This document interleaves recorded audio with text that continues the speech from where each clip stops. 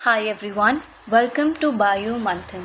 This is the second lecture of sexual reproduction of flowering plants, in which we will cover the rest half of our chapter. I hope you all are briefed about self pollination and getnogamy as the topics were covered in the previous lecture.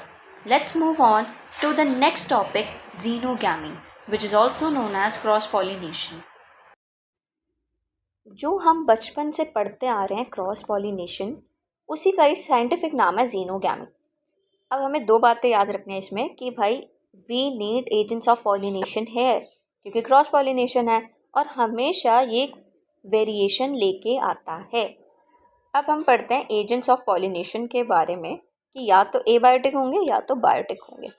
Biotic जैसे कि bye insects pollinate हो गए, या फिर animal से by insect कोई flower pollinate हो रहा है तो एंटिमोफिली कहते हैं। If it is by wind anemophily and it's by water तो hydrophily.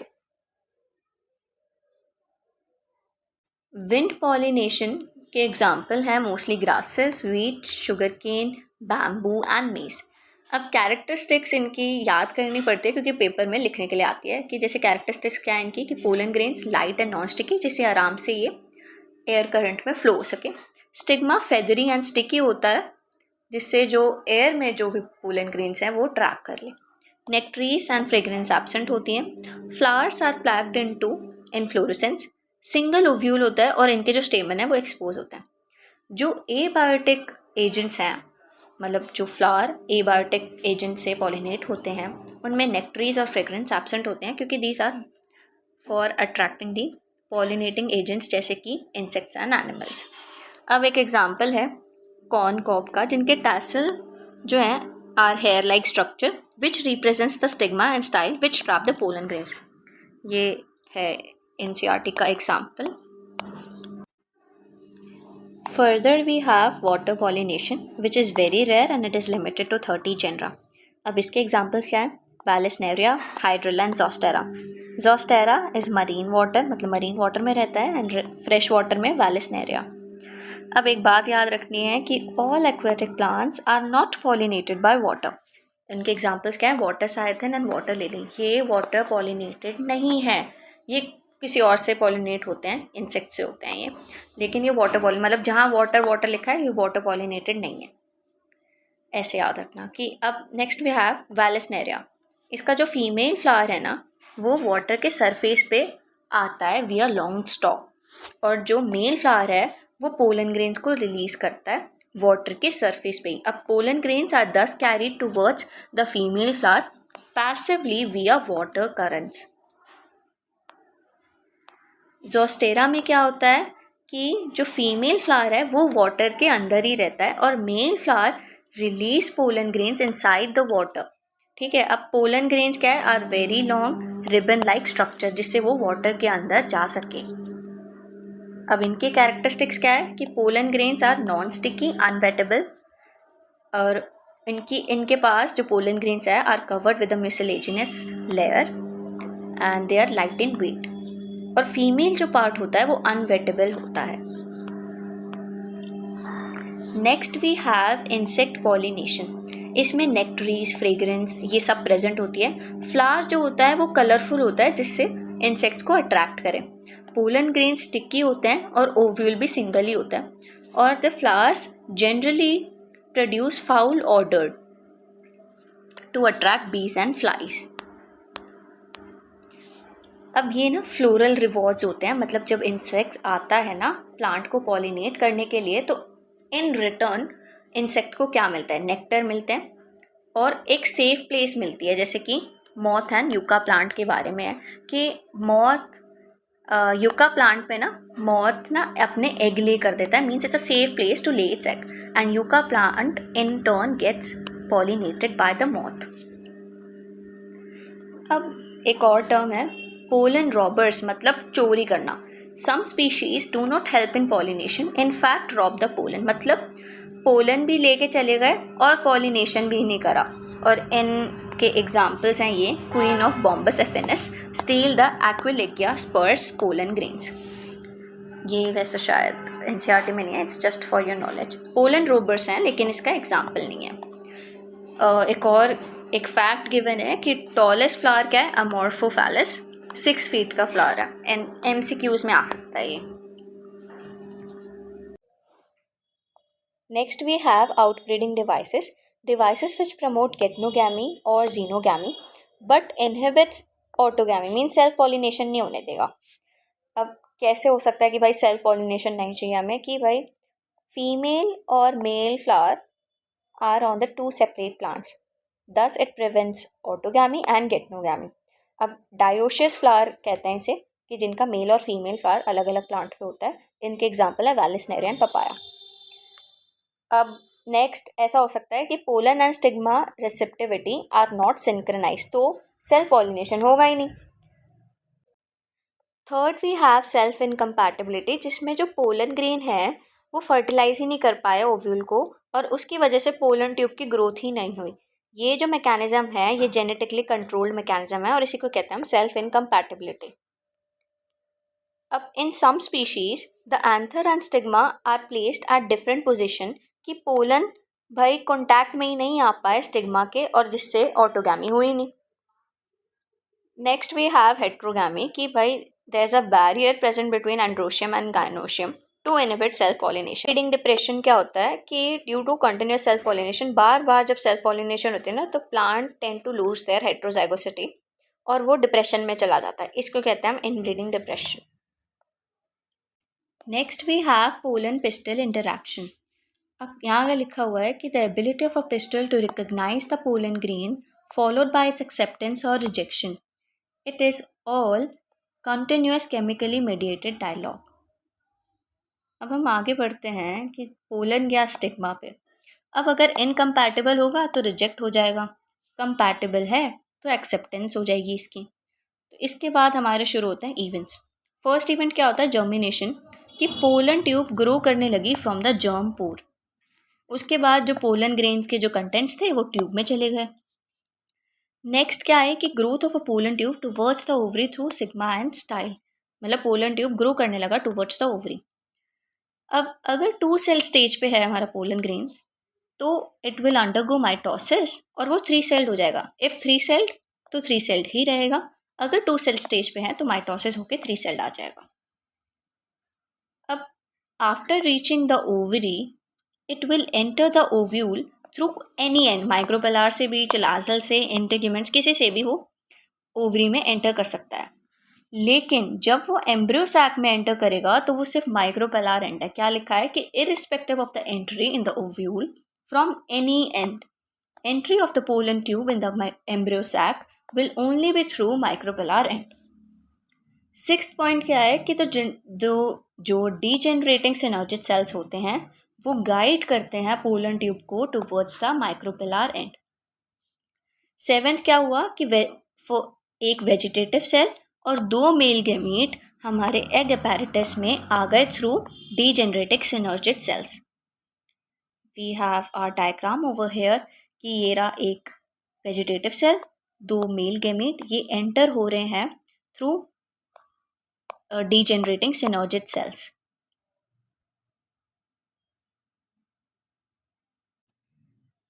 Next we have in vitro germination, मतलब हमें पोलर जर्मिनेशन को स्टडी करना है ऑन अ ग्लास स्लाइड। क्या करेंगे, will dust some pollen grains of pea, crotalaria, balsam या फिर vinca. Will add 10% of sugar solution, boric acid, calcium, magnesium and potassium के salts, and after 15 to 30 minutes pollen tube will come out and thus pollen germination can be studied.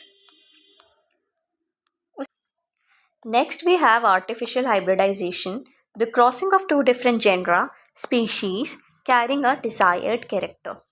अब इसके steps क्या है कि first है selection of suitable parent plant carrying a desired character. अब next, if a female parent is bisexual तो हमें सबसे पहले emasculation करना पड़ेगा, मतलब फीमेल पेरेंट से एंथर को रिमूव करना है जिससे वो पॉलिनेट ना हो सके, इसी को ही हमने कह दिया emasculation. Next we have bagging, मतलब we have to cover the female parent with butter paper to avoid any type of contamination. उसके बाद we'll dust the wanted pollen grains on the female parent flower to promote pollination after maturity. इस step को हमने नाम दे दिया dusting. Next we have rebagging for fruit and seed development.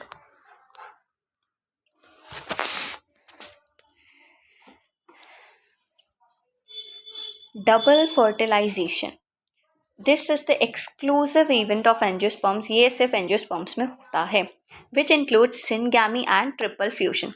अब syngamy क्या होता है? हमारे पास 2 मेल गैमीट है और 1 वेजिटेटिव सेल है।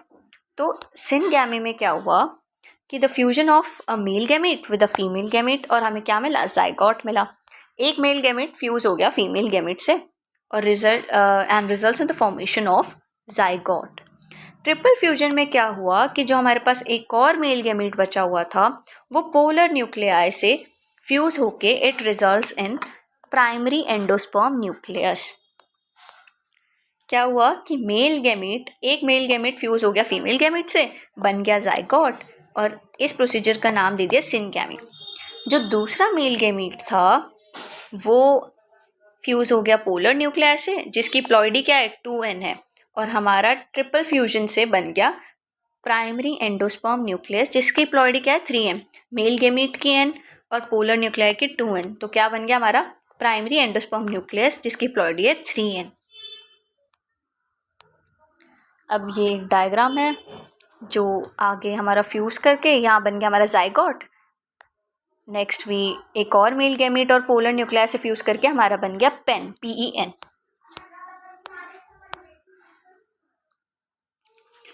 पोस्ट फर्टिलाइजेशन इवेंट्स, मतलब आफ्टर फर्टिलाइजेशन हुआ क्या? सबसे पहले क्या हुआ? Endosperm development.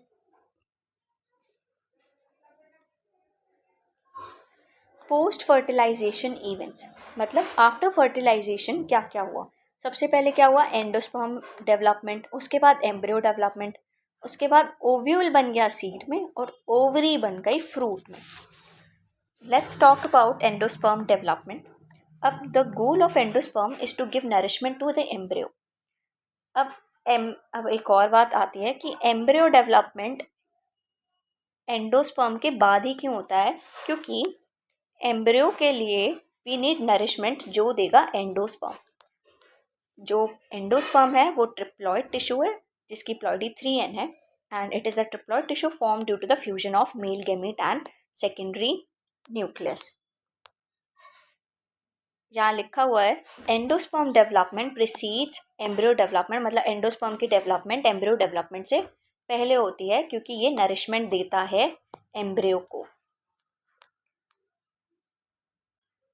Nature of endosperm, rice, wheat and cereals, इनका जो एंडोस्पर्म का नेचर है वो मतलब वो स्टार्च होता है। प्रोटीनेशियस मेज में होता है, hemicellulose date palm, cellulose ivory palm, stony betel nut and date palm, and oily for coconut and castor. Now we have two types of seeds, X albuminous and albuminous, और ये किस base पे divide हुए हैं? On the basis of the endosperm persistent. अगर endosperm बचा नहीं है आफ्टर सीड फॉर्मेशन, इसको हम कहते हैं एक्स एल्ब्यूमिनस, मतलब consumption of entire endosperm with embryo formation. अगर आफ्टर सीड फॉर्मेशन एंडोस्पर्म बचा हुआ है, means the endosperm is not fully consumed after embryo formation, उसको हमने कह दिया एल्ब्यूमिनस। इसके एग्जाम्पल्स हैं जिन सीड्स में एंडोस्पर्म बचा नहीं होता है उनके एग्जाम्पल हैं pea, bean, groundnut and orchids, और जिनमें एंडोस्पर्म बचा होता है आफ्टर एम्ब्रियो फॉर्मेशन उनके एग्जाम्पल हैं maize, castor, wheat, coconut and rice. Mode of development of endosperm, first क्या है? फ्री न्यूक्लियर डेवलपमेंट, मतलब जो प्राइमरी एंडोस्पर्म है it undergoes successive nuclear division और हमारा बनाता है free nuclear tissue, and at last wall formation begins and make the endosperm in multicellular tissue. इसके एग्जाम्पल क्या है? Cotton and maize. Second we have cellular mode, मतलब जो हमारा प्राइमरी एंडोस्पर्म न्यूक्लियस है वो Many times means it divides many times and each division results into cell wall formation simultaneously. मतलब जैसे डिवाइड हो रहा है सेल वॉल बन रहे हैं, जैसे डिवाइड हो रहा है सेल वॉल बन रही है. ऊपर ऊपर क्या हुआ था इसमें कि डिवाइड हो रहा है and at last cell wall बन रही है. और सेल्यूलर मोड में क्या हो रहा है कि पहले जैसे ही डिवाइड हो रहा है वैसे ही सेल वॉल फॉर्मेशन बन रही है. और इसका एग्जाम्पल है पेट्यूनिया.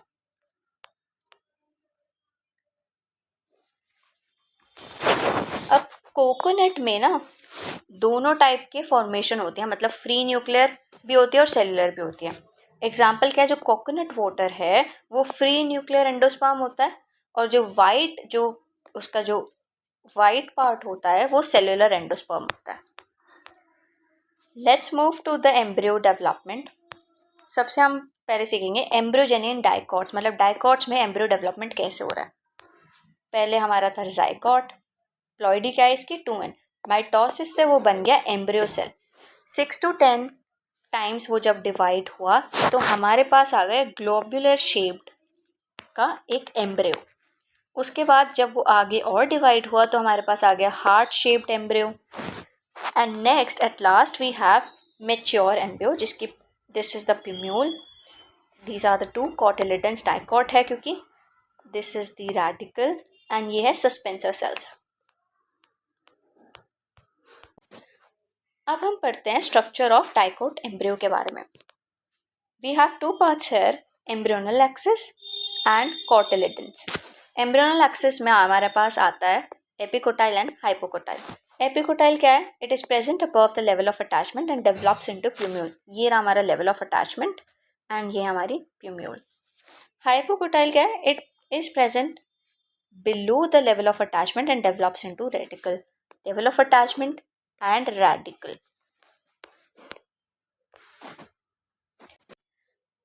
मोनोकॉट्स में एम्ब्रियो डेवलपमेंट कैसे होता है. The embryogeny in both monocots and dicots in early stage is similar. We have diagram over here. ये मोनोकॉट्स का एक डायग्राम है कि दिस इज स्क्यूटेलम जिसको हम कहते हैं सिंगल कॉटिलिडन.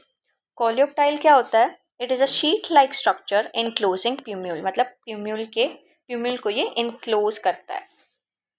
एपीप्लास्ट क्या है, in grasses remains of second cotyledon is known as epiblast. मतलब जो डाइकॉट्स में 2 कॉटिलिडन्स होते हैं, इसका जो ग्रासेस में जो सेकेंड कॉटिलिडन का जो रिमेन होता है, जो बाकी का पार्ट होता है, उसको हम एपीप्लास्ट बोलते हैं. ये कॉटिलिडन नहीं है, it is the remain of second cotyledon. Next we have radical. Here's root cap and this is coleorhiza. It is a sheet-like structure enclosing radical. Next we move on to seed. A fertilized ovule is known as seed. Ovule किस में बनता है, seed में बनता है. अब integuments जो है वो सीड कोट बनाते हैं. जैसे कि सीड कोट के 2 पार्ट है, टेस्टा एंड टेगमेन. टेस्टा क्या होता है, आउटर लेयर होती है सीड कोट की, और टेगमेन क्या होता है, इनर लेयर होती है. और सीड कोट बना कैसे, formed by hardening of integuments. We have non endospermic seeds जो हमने पहले ही पढ़ चुके हैं, जिनमें एंडोस्पर्म नहीं होता है. एग्जाम्पल्स क्या है, peas, groundnut, orchids and grasses. Endospermic seeds जिसमें एंडोस्पर्म होता है after embryo formation, wheat, rice, maize etcetera. Perispermic मतलब जो न्यूसेलस होता है ना वो भी परसिस्टेंट है, उन सीड्स को हम कहते हैं पेरिस्पर्मिक सीड्स. एग्जाम्पल क्या है, beet and black pepper, piper nigrum. ये 2 एग्जाम्पल बहुत इंपॉर्टेंट है एग्जाम पॉइंट ऑफ व्यू से.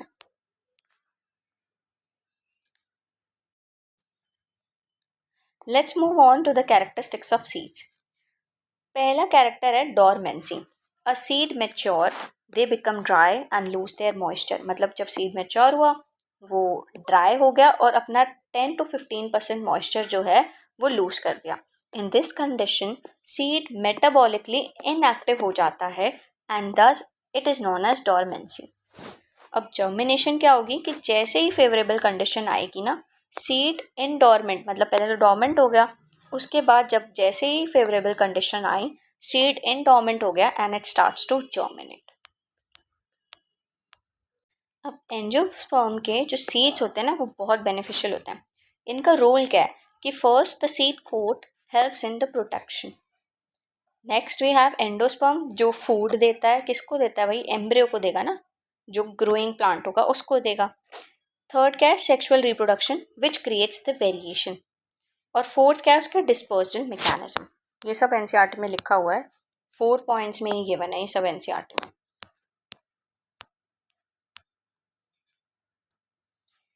Next we have fruit. A ripened ovary, मतलब ओवरी, मेच्योर ओवरी हमारी बनती है फ्रूट में, और and the wall of ovary forms the wall of fruit, जिसे हम कहते हैं पेरिकार्प। अब जो ट्रू फ्रूट होता है ना, वो डेवलप करता है ओवरी से, जिसका एग्जाम्पल है मैंगो। और फॉल्स फ्रूट क्या करता है, it develops from other floral part, जैसे कि थैलेमस से डेवलप हो गया, उस फ्रूट को हम कह देते हैं फॉल्स फ्रूट। और इसके एग्जाम्पल है Apple, strawberry and cashew nuts. अब एक और टर्म है पार्थेनोकार्पिक फ्रूट। अब इसमें, इस फ्रूट में क्या है, डेवलपमेंट हो रही है इस फ्रूट की विदाउट फर्टिलाइजेशन। अब इन फ्रूट्स की कैरेक्टरिस्टिक्स क्या है, they are seedless and can be produced by inducing growth hormone, जैसे कि ऑक्सिन। एग्जाम्पल क्या है, बनाना एंड ग्रेप्स। ये जो फ्रूट्स हैं वो सीडलेस होता है। ये हमारे डायग्राम्स हैं एनसीईआरटी के। ये आप ओल्डेस्ट सीड क्या है, lupinus arcticus, which was excavated from arctic tundra 10,000 years old. 2000 years old क्या था, phoenix dactylifera, which was excavated from King Herod's place near Dead Sea. इसकी ये वाली प्लेस याद करने की ज़रूरत नहीं है, but examples are very important. At last we have apomixy. It is a type of asexual reproduction that mimics sexual reproduction and the ploidy of its seeds are 2n. ये बहुत इंपॉर्टेंट डेफिनेशन है exam point of view से। इसमें क्या है, apomixis में ये asexual reproduction है, लेकिन it mimics the sexual reproduction. अब एपोमिक्टिक सीड्स बने कैसे, एडवेंटेटिव एम्ब्रियोनी फर्स्ट मेथड है, जैसे कि स्पोरोफिटिक सेल्स जो हैं, जैसे कि न्यूसेलस और इंटेगुमेंट्स, वो डेवलप हो गए सीड्स में। अब एग्जाम्पल क्या है, citrus and mango. Second we have recurrent agamospermy, जिसमें मेगास्पोर मदर सेल पहले डिवाइड होके पहले डेवलप हो गई डिप्लॉयड एम्ब्रियो में, फर्दर एग और फिर एट लास्ट एम्ब्रियो। तो इनकी डिप्लॉयड ही चेंज नहीं हुई, ये डिप्लॉयड ही है। Megaspore mother cell diploid, diploid embryo, फिर then we have egg and embryo. Polyembryony क्या होता है कि the presence of multiple embryos, किस में होता है, सिट्रस और ऑरेंजेस में, उसको हमने कह दिया polyembryony. Let's talk about the potential of apomictic embryony, मतलब क्यों चाहिए हमें।